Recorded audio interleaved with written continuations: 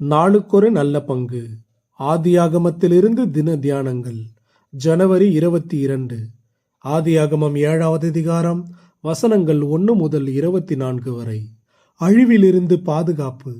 மனுஷர் முதல் மிருகங்கள், ஊரும் பிராணிகள், ஆகாயத்து பறவைகள் பரியந்தமும் பூமியின் மேல் இருந்த உயிருள்ள வஸ்துக்கள் யாவும் அழிந்து அவைகள் பூமியில் இராதபடிக்கு நிக்கிரகமாயின.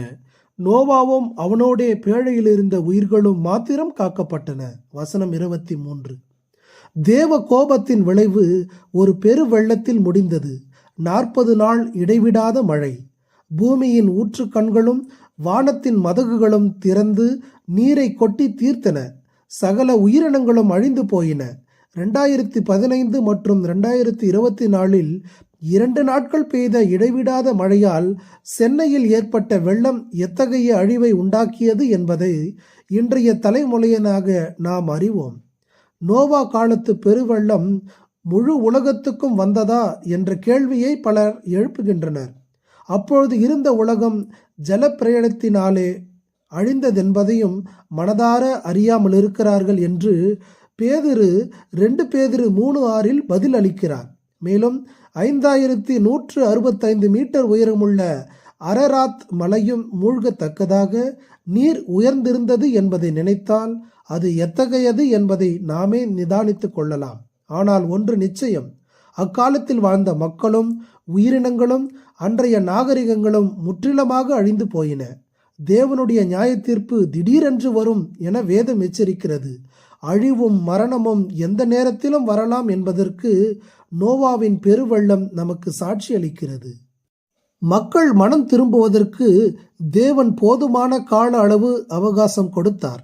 மழை வரும் என்று நோவா சொன்னபோது அதை நம்புவதற்கு எவரும் தயாராக இல்லை. நோவாவின் செயல்கள் அவர்களுக்கு நகைப்பிற்குரியதாக தெரிந்தன.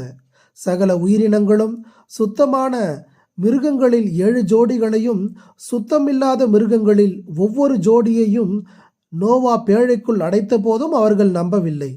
ஒருவேளை அவர்கள் 1 வாரத்துக்கு முன்னரே வானம் கருத்து, இடி இடித்து, மின்னல் தோன்றி மழைக்கான அறிகுறியை எதிர்பார்த்திருக்கலாம். தேவனுடைய வழிகள் வித்தியாசமானவை, நம்மால் ஆராய்ந்து பார்க்க முடியாதவை. நோவா தேவ வார்த்தைக்கு கீழ்ப்படிந்தார்.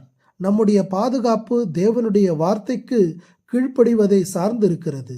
சங்கீதம் 32:6 வாசிக்கிற வண்ணமாக, தேவரீர் என் பாவத்தின் தோஷத்தை மன்னித்தீர், இதற்காக சகாயம் கிடைக்கும் காலத்தில் பக்தியுள்ளவன் எவனும் உம்மை நோக்கி விண்ணப்பம் செய்வான், அப்பொழுது ஜலப்பிரளயம் வந்தாலும் அது அவனை அணுகாது என்னும் தாவீதின் வார்த்தையை நோவா மெய்யாகவே நடைமுறைப்படுத்தினார். பேழையின் கதவு அடைக்கப்பட்டது போல கிருபையின் வாசல் ஒரு நாள் அடைக்கப்படும். நான் உங்களை அறியேன் என்று ஆண்டவர் சொல்லுவதற்கு முன்பாகவே அவரை சார்ந்து கொள்ளுவோம். கிறிஸ்துவாகிய பேழைக்குள் இருந்தால் நமக்கு ஓர் அற்புதமான பாதுகாப்பு இருக்கிறது. கடைசி காலத்தில் வெளிப்பட ஆயத்தமாக்கப்பட்டிருக்கிற ரட்சிப்புக்கு ஏதுவாக விசுவாசத்தை கொண்டு தேவனுடைய பலத்தினாலே காக்கப்பட்டிருக்கிற உங்களுக்கு அழியாததும் மாசற்றதும் வாடாததும் ஆகிய அந்த சுதந்திரம் பரலோகத்தில் வைக்கப்பட்டிருக்கிறது என்னும் 1 பேதுரு 1:5 பேதுருவின் வார்த்தைகள் நமக்கு உற்சாகத்தை அளிக்கட்டும். பிதாவே, வேதத்தின் எச்சரிப்பை கருத்தில் கொள்ள எங்களுக்கு உதவும். ஆமேன்.